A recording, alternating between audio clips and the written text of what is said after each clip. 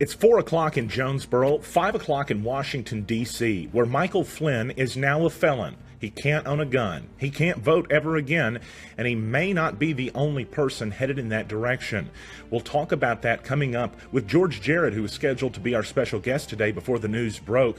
We'll have extensive discussion about this on the way, plus rain is also on the way. Thankfully, we'll have a little more rain in the forecast to tell you about, and some Christmas events to help you plan your weekend.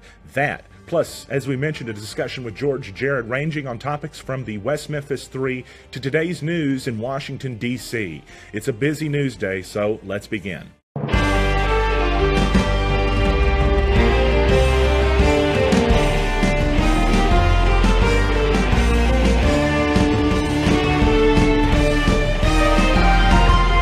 Now, Stan Morris reporting. December 1st, 2017. It could be a day we're talking about for many years to come. Could be a day that's outlined in our history books. Michael Flynn, the former national security advisor for President Trump, who was fired earlier this year after he reportedly lied to Mike Pence, he is now a felon.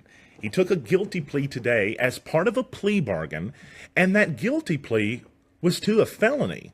The felony lying to an FBI agent about the Russian collusion that has been alleged to have taken place with the Trump campaign. Michael Flynn stood on stage with Donald Trump and chanted "Lock her up" at rallies regarding Hillary Clinton. But ABC News is reporting that Flynn took this plea deal as he plans to testify against Donald Trump, that the then candidate Trump instructed him to contact the Russians. That's from ABC News.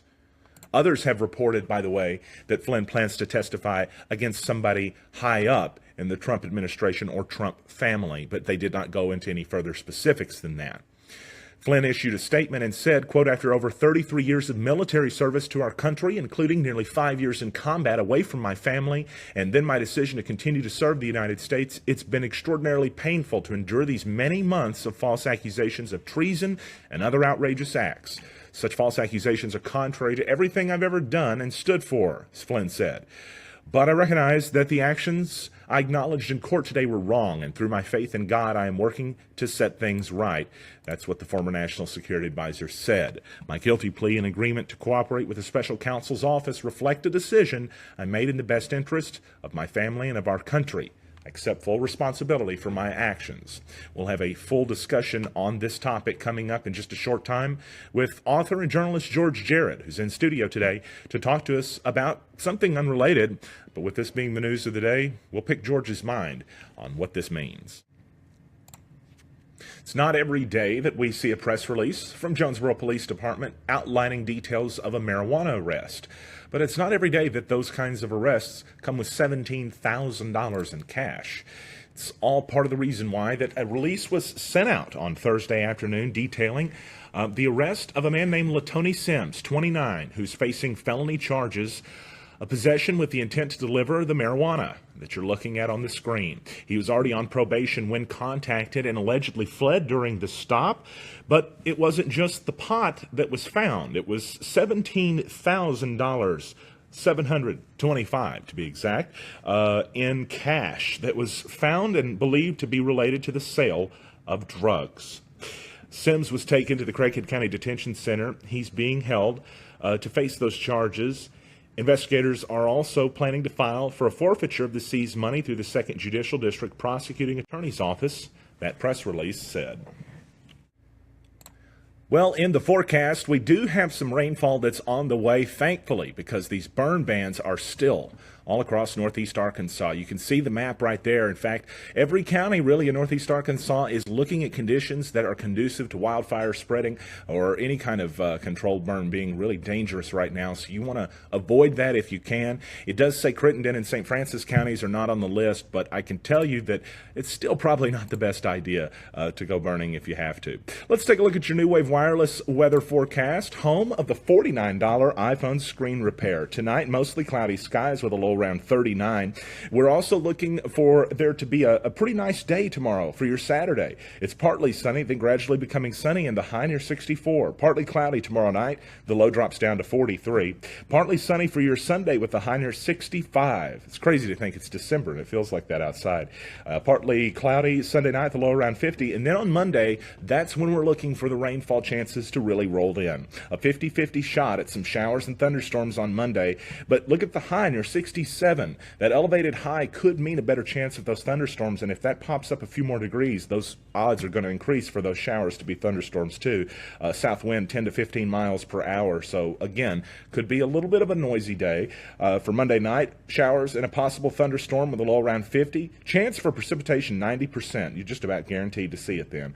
And then on Tuesday, more rainfall, a 50-50 shot at it. Shouldn't be any thunderstorms by then, as it's going to drop to about 56 degrees for the high. And once that cold air moves in, it'll stabilize things and it'll just be rainfall. By the time the showers roll out, mostly cloudy. And then by the time your Wednesday heads around, sunny skies will be there again, but it's going to be cold. High only near 48. Well, Christmas is just around the corner. You may be going shopping for some stuff this weekend, and if you are, be safe while driving. If you're coming to Jonesboro, there's a cool event or two that you might be able to check out. We want to tell you about all the Christmas happenings that are on the way here in Northeast Arkansas, beginning with what we're doing in Jonesboro. The Winter Wonderland will be open tonight. You'll be able to get over there and check it out, starting at 5:30, running until 8 o'clock p.m. And after you're finished, why not walk over and skate around for a little bit at the First Community Bank Wonderland Rink? It's running through December, 31st. The times are on the screen. $5 admission to the Wonderland Rink, but Winter Wonderland is free. And that is a treat for sure. The M. Bowden Christmas Parade is on the way this weekend. It's going to be Sunday. The lineup begins at 2. The parade itself will begin at 3. In Walnut Ridge, the Christmas Parade is taking place on Tuesday. That'll be at 6 p.m. The deadline to get entered was today, so there you go. The Hoxie Christmas Parade will be Thursday, December 7th at 6 p.m. You might be able to get involved in that still. You got to call Rita Russell and tell her Stan told you to call. There is a $200 grand prize, though, for whoever wins that. In Randolph County, the Christmas Parade's happening on December 7th as well. This one will be at 6 p.m., and the theme is Christmas movie classics. I don't know if Jingle All the Way is going to be one of those on the list, but I liked it. Black Rock is having Christmas fun Saturday, December 9th at 9 a.m. The fire department's Santa Run will take place at 2 p.m. The Christmas parade is going to happen, but Santa will not be meeting with children afterwards in the gym. Just kidding, he will be. And then in Hardy, Christmas event coming up on Saturday, December 9th. It's the big parade. It's going to be themed to be after the Nutcracker. Parade starts at 11 a.m. You can call City Hall to join, and the winner gets a trophy. And the cool part about that is they get to display the trophy throughout, this year, and then maybe have it on their float next year. Maybe you'll even win 2 years in a row. In Randolph County, a nursing home gift drive is on the way. Right now, it's actually to help 23 residents there in the nursing homes that need gifts but don't have family or loved ones to help them out. Donate new or unused items. I did that the other day, by the way. New or unused items or money to help. Bring those items by Jennifer at Pocahontas Medical Clinic, or bring them to Amber at Black River Technical College. You can find more information at the Randolph County Companions Facebook page. And if you want to find info about any of these events, just head to the community page of NEAreport.com. We're talking to George Jarrett about all of the crazy events that have happened today after the break. But first, from our friends at Car Today, a special holiday season's greetings from one of our Arkansas troops, the bravest men and women who are serving abroad. Hey, it's First Sergeant Carter from Camp Bondsteel. I just want to say season's greetings to all my family and friends back in Arkansas. See you guys soon. If you're a business owner, gaining new customers and retaining them is your top priority and biggest hurdle. Today, 85% of customers search online or look for you on social media. Do you have an effective strategy to reach them? At Ace One, we will customize a digital marketing strategy comprising of social media, web, and video marketing that fits your budget. Our dedicated account managers will work with you to create engaging campaigns, covering all digital media outlets. Ace One, your partner in digital marketing. Contact us today. Welcome back. So today ended up being a very big news day for a lot of reasons. And initially, we had planned on having a guest in studio to talk about an item from the news earlier in the week that you may have heard about. Of course, the news starts going crazy at that point, and plans change. With us now is George Jared, a journalist and author. Of course, with TalkBusiness.net too. Thanks for coming in. I was going to ask you, because I know you've written several books and endless amounts of stories where in the books you've covered the West Memphis Three. Yes. Obviously, for those unaware, this week earlier in the week, one of the news items was that Jesse Misskelley had been pulled over and arrested. It was over last weekend. We all found out about it as news outlets on Monday, I think, and so we shared the story from WREG in Memphis. A lot of others, I think you had written something about it. Channel 8 did, and a lot of others did. And the backlash surprised me a little bit, and I'm not even saying in a bad way. I think it's maybe it's a sign of progress, but folks were furious that the media covered that. Yes. It seemed like the public sentiment has shifted to one of sympathy for these three, or at least Misskelley. Am I right? Is that right, or are we seeing? I think you're right about that.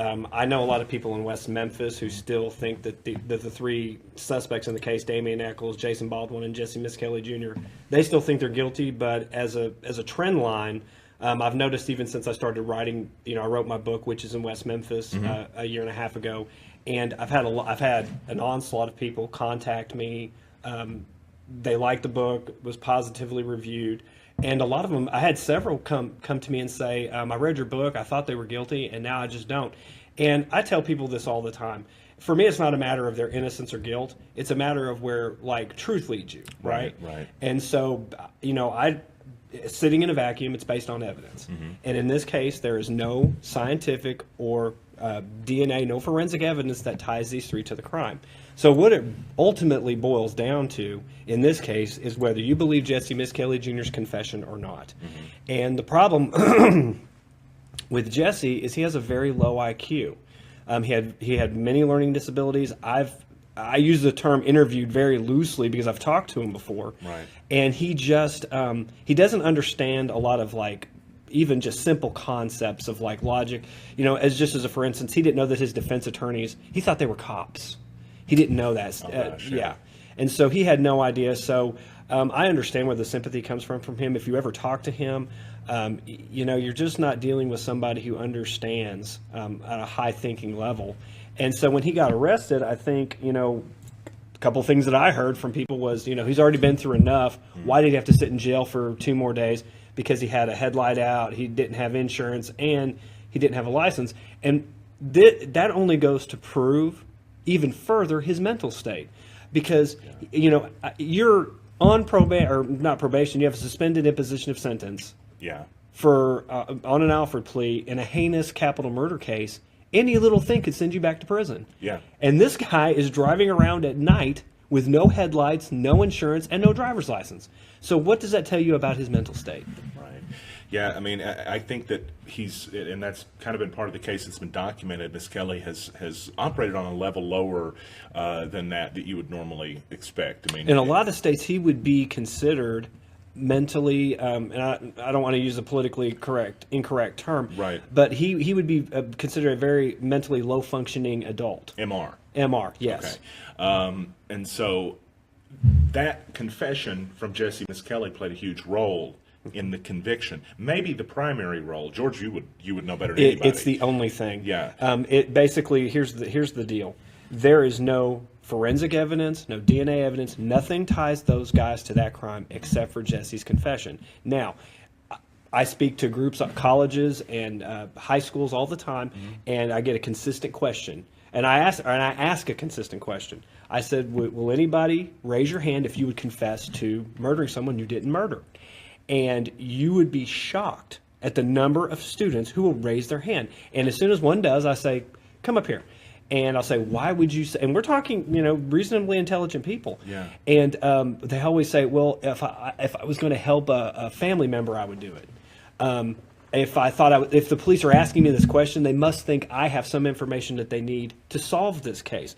And in their minds, they always say the same thing almost immediately. Well, they'll figure out it's not me. So anyway, so But it's not always that way. I mean, the process sometimes is get a conviction, move on to the next case because you got 1,500 cases backed up. Right. And in that particular case, the pressure, 3 little boys were brutally murdered. It was a national story. At the time, the police had this theory that it was a satanic or an occult killing. Right, that's it great. It made international news. This would be the first instance in the history of the United States where maybe it could be verified that somebody had been sacrificed in an occult killing. And so the police and prosecutors were under tremendous pressure. And this is the one thing that I always want to get across to people here, especially recently when I talk about this. Mm-hmm. There have been some of the most renowned forensic experts in the world who have testified at hearings in this case. And those experts are universal in agreeing that the fundamental facts of this case, that the boys were not sodomized, that there were no damage to their necks, and these are all things that Jesse said in his confession. He said that the boys were abducted in the morning. When they were abducted late in the afternoon, early evening. Mm-hmm. He said that they were tied with ropes, when in fact they were tied with their shoelaces, that they were bound. Mm-hmm. And so he got all of these fundamental facts wrong. If you ever talk to him, you understand you're dealing with a low-functioning person. Now, you have that on this side of the ledger. On the other side is you have guys like Dr. Richard Suverin. He was the forensic oncologist who helped ID the serial killer Ted Bundy. I've interviewed him. He's testified at a hearing in this case before. He said this case is a joke. He said this is one of the worst cases of injustice he had seen in 40 years. Wow. You got Dr. Michael Bawden. You'll see him on Fox News a lot. He's one of their expert witnesses that comes in as a forensic pathologist. He was the medical examiner for the city of New York for many years. He was on the Congressional Assassinations Commission for JFK and Dr. Martin Luther King Jr. He is an apex predator in his field of expertise. Mm-hmm. I interviewed him, and he said there is absolutely no way. He went through all the autopsy photos, which is a very verifiable way to conduct a review of an autopsy. Mm-hmm. And he testified for days in court, and he told the judge, he told everybody involved, he said, look, guys, this is not what happened to these boys. And even the state medical examiner, Dr. Frank Peretti, admitted on the stand that the boys were not sexually assaulted. Well, guess what? Jesse did confess 3 or 4 or 5 times. I don't know how many it ended up being in the end. And every time his confessions got a little bit better, his attorney explained it to me very simply. He was in court and learned more facts. And what happened? But in every one of those confessions, he says the boys were sexually assaulted and they were choked. Those are 2 verifiable things in the scientific record, like the autopsy records and the court records, that say no. So as far as being a journalist, at that point I have to I have to make the determination that his confession is probably erroneous. And this happens. And in the last chapter of my book, I talk about another case right here in the same judicial district, 2 years after these guys were released from prison in 2011, mm-hmm. where a little girl, Jessica Williams, was murdered over and around Gosnell. A 17-year-old boy confessed to her murder, and he was in jail for 8 months. But then they tested a sperm cell that was found on her body, and they determined that it wasn't his. It belonged to another neighbor who had come home early from work that day. And were it not for that one sperm cell, he might spend the rest of his life in jail. He might be on Arkansas's death row right now, and the other guy would be walking free. So all I say, so when I hear the sympathy towards Jesse Misskelley Jr., I understand it. Sure, and that makes sense too. Maybe a partially loaded question. Would it surprise a lot of people to find out how incompetent the process can be sometimes? Yeah, it would. It's not foolproof, is it? I mean, No. and I know that I'm asking that question from a perspective, almost a loaded perspective, but I know because I go through the same reports. Yes. Not as long as you've done it either. Yeah. But it's not a perfect process. No, it's not. A lot of people have this false notion that these crimes are solved CSI style, that there's DNA, there's forensic, there's all these things that can tie a crime together, and so that we can get these perfect convictions. That's not the truth at all. When I very first started off as a journalist, I went and talked to a sheriff, a guy that I really, just a great guy, really somebody I really respected, and he told me the magic key to solving most crimes. What's that? People talking.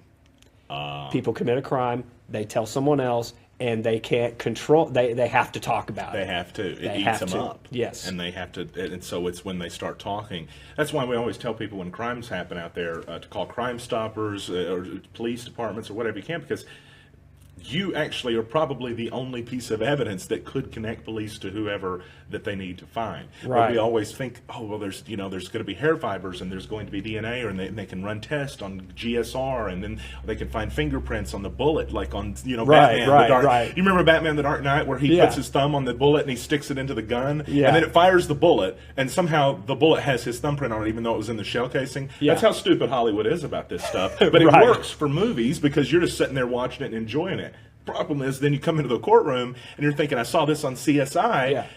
It's not really like that. And they even talked about the CSI effect. Of course, this is way before CSI, but since then, it's diluted. And Stan, I get this all the time. There's a lot of people who still think these guys are guilty, and that's fine. You have a right to think that. And I can't tell you how many times I've read or heard somebody on that side of the argument come up and say, well, I know something, I'm related to somebody related in the case, and I know things you don't know.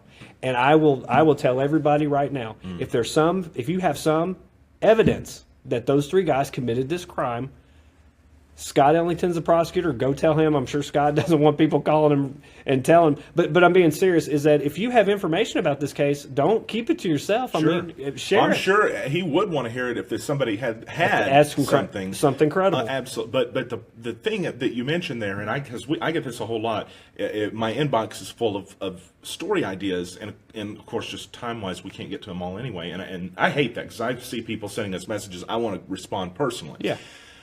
But a lot of times you'll get I can't convince you in a message, I need to convince you in person. Right. And of course, no reporter on the planet has that kind of time to hear a story pitch in person. But generally speaking, if you can't just explain it, it's got to do more with the substance and not the fact that you need to tell somebody in person. Right. It's not as believable as you think, but you're hoping that your voice and your in-person description can maybe that's exactly right. Bring it there. That your award-winning personality will just convince the person you're telling that this obviously is the truth. They just have to hear the tone of my voice, then they'll believe me. Right. And it's not that. And this is what I believe: facts in a courtroom. Yes. Let's stick with that. Let's stick with what has been actually adjudicated in a courtroom. Let's stick with the case record. Let's stick with the evidence that they found in the case. And if you go by those simple standards, as which our entire justice system is predicated on, it would be almost impossible to find these three guilty. And you don't have to take my word for it. Scott Ellington, at the time when he let them go, said that they more than likely would never be convicted if they were retried. The judge in the case, a retrial was coming, and everybody universally agreed these guys would not be convicted. And if they can't be convicted, then they shouldn't be in jail. I think it would surprise a lot of people out there to know some of the candid opinions of some of those involved with this, since a lot of things have happened. Maybe someday we can dig some of that up. On a shifting gears subject, because I didn't intentionally anticipate talking to you about this, but today has been kind of a wild news day nationally. Earlier today, just like we told you earlier in the show, Michael Flynn actually took a guilty plea, and the plea was that he lied to the FBI. According to the ABC News report, he was instructed by Donald Trump to contact the Russians. Now, several reports have indicated it could be another member of the Trump transition team, or it could have been someone at least higher up than Michael Flynn. However, what's notable about today's events, as I realize that I've got George's name over my body, is that Michael Flynn took a plea bargain. A plea bargain that means he has something to give prosecutors on someone over him. That's just a fact. Right. It's not disputable. Kind of how this process works, and I've covered a lot of drug cases where stuff like this happens. What you do is you get there's a criminal organization. And in this case, not a criminal organization, but it would be like maybe a campaign or the apparatus around the president and his team. And so what happens is in a drug case or a mafia case especially, they will try to get a low-lying fish or a medium fish to go after a big fish. And so Michael Flynn was kind of like a medium fish. And the thing about it is, and this has been repeated over and over again by news outlets, I mean, and we're not talking conservative, liberal, we're talking across the spectrum. The question is, he pled guilty immediately to lying to the FBI. Okay? Why did he lie? Because he didn't have to. It's not uncommon for transition members of a transition team when an incoming president to meet with officials from other countries. That's not uncommon. What's uncommon here is that he lied about it. And here's the thing. It doesn't take a rocket scientist, it doesn't take a political scientist to understand innately that if he lied about it, there was a reason. And the reason, we don't know what it is. We can all speculate to what the reasons are. But the problem is now is you've got at least 3 people from his team, his campaign manager, Paul Manafort, indicted. You've got George Papadopoulos, the low-ranking advisor to the campaign who was unpaid, but still had contacts with the Russians. He set in on foreign He said it. He did sit on and the president did mention him in several interviews as one of his key advisors when it comes to international affairs. So this is, I mean, you don't want to overstate anything. Yeah. But I think it's very well possible. We talked about this earlier that December 1st, 2017, it may be a day that you remember where you were at when you heard the news. I completely agree. Yeah, I mean, because this is serious stuff. I mean, I think that you mentioned that there has to be a reason why that Michael Flynn would have lied. And so a lot of people are asking, well, is Michael Flynn lying now to get out of trouble? But he would be lying under the same or worse penalties he's already in trouble for now. Like he would be doubling down and hoping that these people were too incompetent to catch him, and he's already found out they're not. Right. If he is lying now, first of all, that's not. I'm not saying that's very logical. First of all, the first question you ask yourself, and this is what I ask, and I'll preface this. Sure. I'm not saying that he couldn't be lying. It's possible. It's possible. It's possible. So you never want to go down that rabbit hole. Exactly. But here's the thing: if he's lying now, he is lying. This lie is much bigger than just lying about talking to the Russians. Yeah. This would be a much bigger deal. I mean, if they had a federal trial and he's going to testify, if there are other charges brought, and he got on the stand and said, hey, and implicated people and was lying about that, I mean, he would be going to jail maybe for the rest of his life. Is there a chance that, because he took a plea to a felony, by the way, is there a chance that he took that plea because it would have been a lesser charge that he would have faced if he went to court? This is what I mean, and I'm only going by my experience in dealing with federal cases. Of course. Generally, what happens is they bring the smaller fish in and they say, okay, we can charge you with, let's say, 6 counts of whatever. Okay, we're going to drop it down to 2. We're going to give you a much smaller sentence even than for these 2, but you're going to give us everything. And all the reporting that's come out in the last few hours is the reasons that Michael Flynn agreed to work with federal prosecutors is that he, number one, he felt like it was what was best for his family and what was best for the country, and he was under a tremendous amount of stress. So at that moment, he obviously knows something. There's something causing the stress, because here's the thing. If I don't have any, everybody has lied in their life at some point, but every time you've lied, you've had a reason. Sure. So when you're lying about meeting with the Russian ambassador, who you have to know that the U.S. government is monitoring him, and you have to know the FBI knows that. Why would he lie? What does this do to Attorney General Jeff Sessions, who stated before Congress, before a Senate hearing, his confirmation hearing, that he did not have communications with the Russians, and then he had to come back and say he did have communications with the Russians, and then he had to come back and say, well, I forgot what they were, like he's constantly changed his story and played it off as the senile older gentleman who's just forgetting a little bit.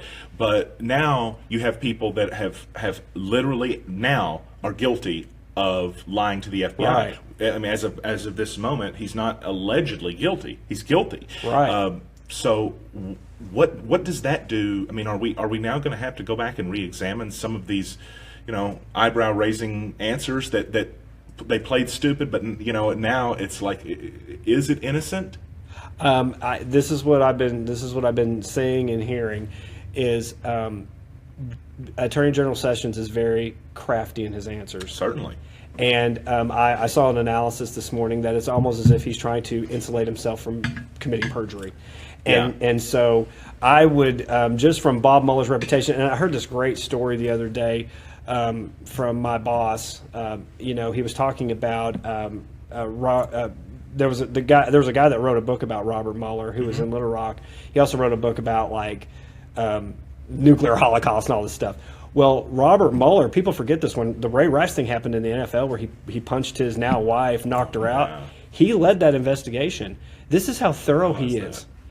In the report that he finished for the NFL, he dedicated 5 pages to explaining how the NFL takes in its mail in its mailroom. Wow. He knew more about how they take in their mail, their procedures within the mailroom, than the mailroom employees. That's how thorough this guy is. So trust me, there will be no stone left unturned. And if Jeff Sessions had anything to do with this, my suspicion is probably not. But I mean, as far as instincts go, I agree.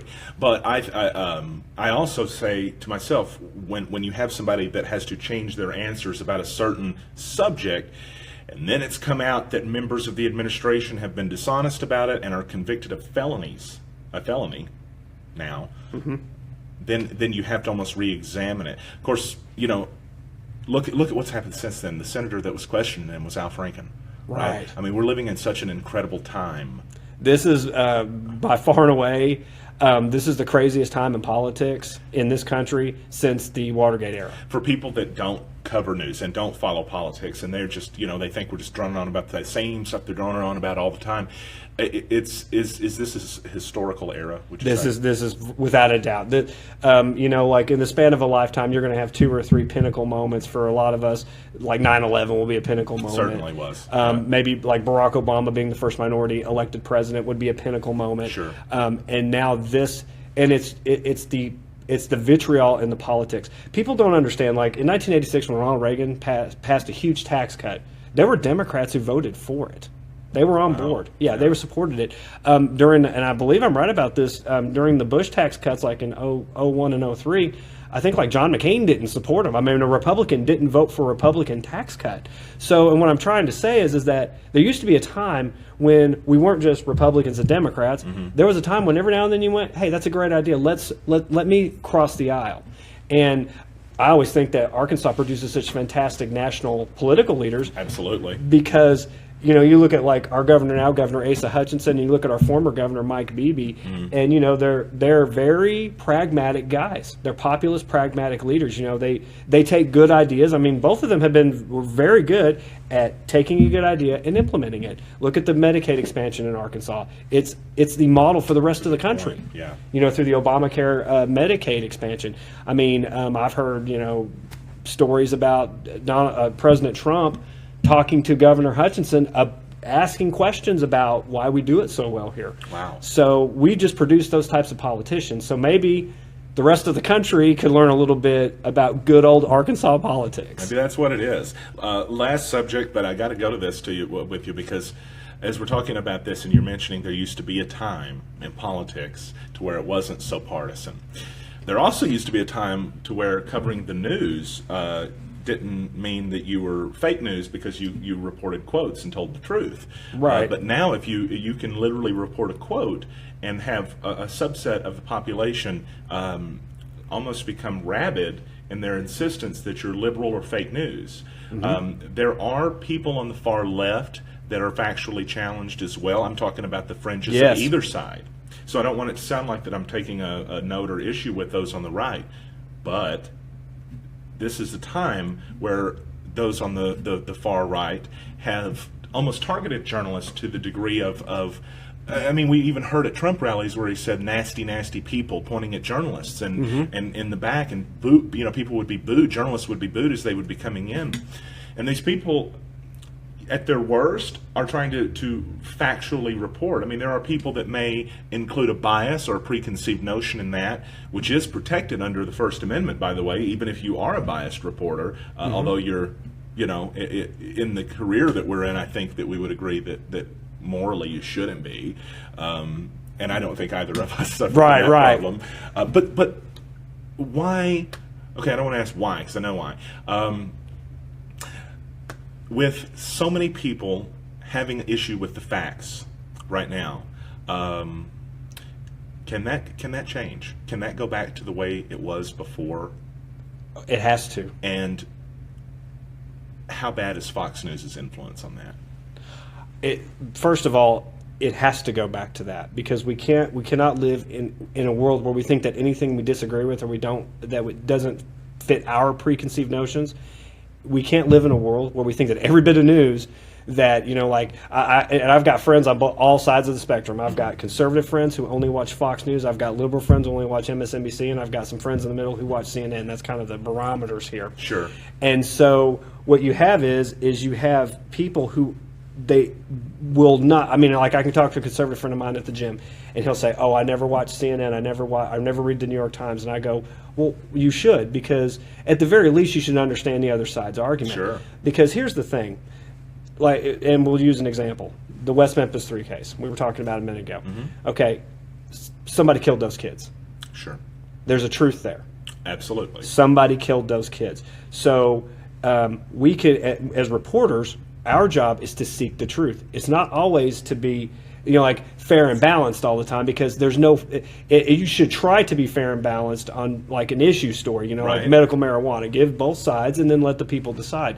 But when you're talking about stories where like criminal activities involved, where like this stuff that we're talking about with the president and his team, there's a truth there. There's not two sides to a story. There is one side. Did it happen or did it not? And who did it? Earlier today on Fox News, which is why I bring them up specifically, it was being discussed that, we need to wait before we jump to conclusions. We don't know how bad it could be. Dana Perino had actually said that she had been telling everyone not to worry yet, which I thought was a peculiar quote for a news anchor, to have to tell people not to worry about a criminal Right. charge in a newsroom. That should tell you That's something. editorializing. That's very much editorializing. Yeah. But that's the problem with that channel, is aside from Shepard Smith, you have and this is why I asked this. Fox's journalists, which they're not, make our job hard. And I want to ask you if you agree or disagree with this, but because instead of erring on the side of the truth, they will move away from the truth and err on the side of neutrality. And I'm sure there's some people saying, I don't understand that, but Yeah. in other words, pretending that there's not a side to be taken when one side did something wrong and they're convicted of it, and it's pretty clear where it's going. Right. That's what they did today. They made the sense, or made the case that it could still be nothing, and it may just this, we really don't know. We don't have anything to worry about. Right. And again, we're blind for a newsroom, but there was something big out of today, and the fact that they minimize that, It's Titanic. how hard does that make it for fair reporters? I mean, when there's unfair ones out there that are almost catering to what you want to hear. Right. I mean, you really, literally, and you don't have to be a conservative or a liberal to understand this. This is a very simple thing. In the last 9 months, the National Security Advisor was forced to resign after 20-something days in office. Right. He today pleaded guilty to lying to the FBI about meeting with the Russian government. Our worst enemies. Yes. I mean, figuratively speaking. Yes. Okay. You've got 2 other people from his campaign manager has been indicted. Okay. These are not small things. I tell people all the time, like I cover federal court. You get indicted by the feds, they very rarely indict innocent people. And when I say Yeah. that, I mean, their conviction rates are like 99%. So when you get that federal indictment, when it's put in front of your face, it's a serious deal, and they are meticulous. I mean, those guys are the best of the best. And the fact that you have, all these people in the administration who continuously keep forgetting that they met with these people, and then now you've got the National Security Advisor saying he lied to the FBI, and we all know, any journalist worth their salt knows, this is just the tip of the iceberg on this story. Absolutely. It really is. And so, when you talk about like biased in the media, I say this all the time. I've worked in local media my whole life. I've never approached a story from a bias. Honestly, if it was a Republican who did something terrible or a Democrat politician, I go after them with the same vitriol. I don't care. I mean, because we got to get to the truth. And the truth of the matter is that Michael Flynn is now a convicted felon. He is. He can't own a gun. He can't own a gun. He served our military. He can't vote. He can't vote, can't own a gun. And he was in the military for, 30 years, whatever, he Yeah. served the country. So That's a big deal, Yeah. and people you can't sugarcoat big deals like that. No. And I saw some of that today in some of the coverage, of course. And I'll be fair. I'll be fair. On the other side, they're already talking about on the other, like on MSNBC. I heard several people talking about impeachment and stuff like that. Well, it's far too early. We're not to that level. No. We're not there. So, but this is like we talked about before, an historic day. And as journalists, wake up every morning, tell the truth. This is the best you know it. Yeah, absolutely. Lock her up, right? Right. George Jared, thanks a lot for coming in. Appreciate it. Thank you. More news always on the way.